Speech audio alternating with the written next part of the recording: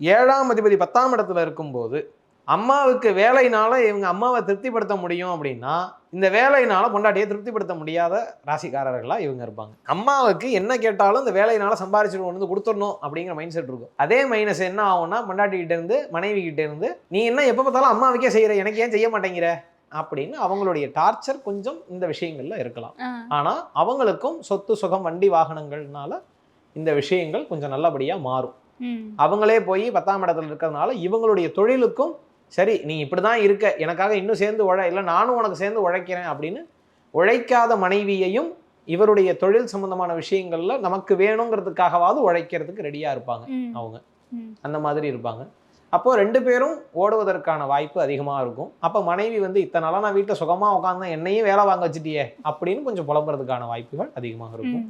இவங்களுக்கு 2ஆம் இடத்தை குரு பார்க்கறதுனால பணம் காசு குடும்ப வாழ்க்கையில் ஏதோ ஒரு மன கஷ்டம் குறையும், கொஞ்சம் குடும்ப வாழ்க்கை நிம்மதியாக இருக்கும். அடுத்ததான் 4ஆம் இடத்தை பார்ப்பார். இந்த ராசிக்காரர்களுக்கு 4ஆம் இடம் அப்படிங்கிறது சொத்து சுகம் வண்டி வாகனம், அம்மாவினுடைய ஆசையை தீர்த்து வைக்கக்கூடியது, அம்மா வழி உறவுகள்கிட்ட அவங்கள கொஞ்சம் சந்தோஷமா வாழ வைக்கிறது, இந்த மாதிரி தாய் வழி உறவுகளில் கொஞ்சம் ஈடுபாடு அதிகமாக உள்ள ஆளாக இருப்பாங்க. அவங்கள்ட்டேருந்து வரக்கூடிய சொத்து, அம்மா வழி சொத்து சார்ந்த விஷயங்கள்லாம் கிடைக்கும். தாய் வழி சொத்து பூர்வீக சொத்துன்னு சொல்லுவோம்.